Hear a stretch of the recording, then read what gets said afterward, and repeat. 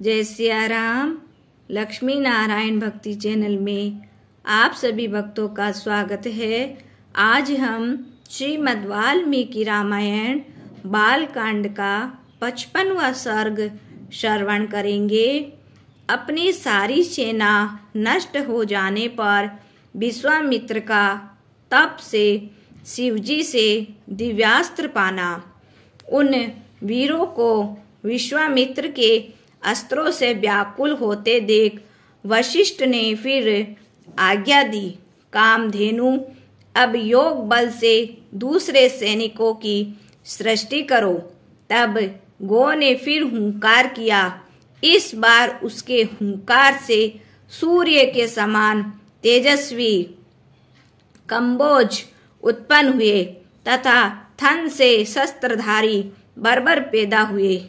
योनि देश से यवन और गोबर से शक हुए। रोमकूपों से मलेच्छ, हरित और किरात उत्पन्न हुए और उन लोगों ने देखते ही देखते विश्वामित्र की सारी सेना का तत्काल संहार कर डाला। वशिष्ठ के द्वारा अपनी सेना का संहार होते देख विश्वामित्र के 100 पुत्र क्रोध से भरकर वशिष्ठ मुनि पर टूट पड़े, किंतु वशिष्ठ ने एक हुंकार मात्र से सबको भस्म कर डाला। अपनी सेना का इस तरह का विनाश होते देख विश्वामित्र पंख कटे पक्षी की भांति निस्तेज हो उठे। उस समय विश्वामित्र ने अपने एकमात्र बचे हुए पुत्र को राजगद्दी सौंपकर वन में शिव की तपस्या के लिए चले गए। कुछ काल पश्चात शिव ने दर्शन देकर कहा, राजन तुम मुझसे जो वर चाहोगे उसे कहो।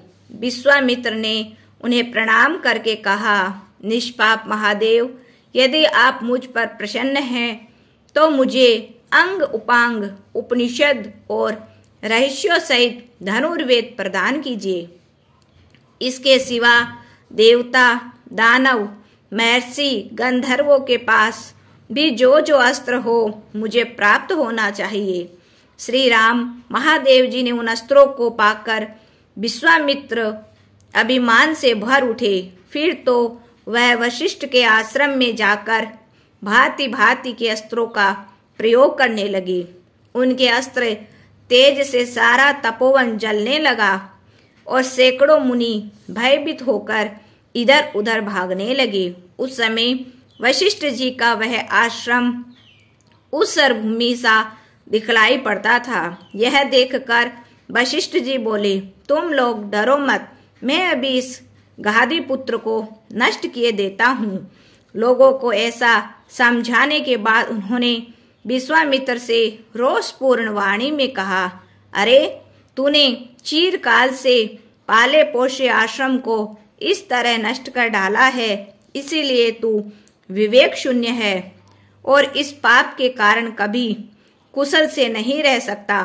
इतना कहने के बाद वे यम दंड के समान एक भयंकर डंडा हाथ में लेकर उनका सामना करने के लिए तत्पर हो गए।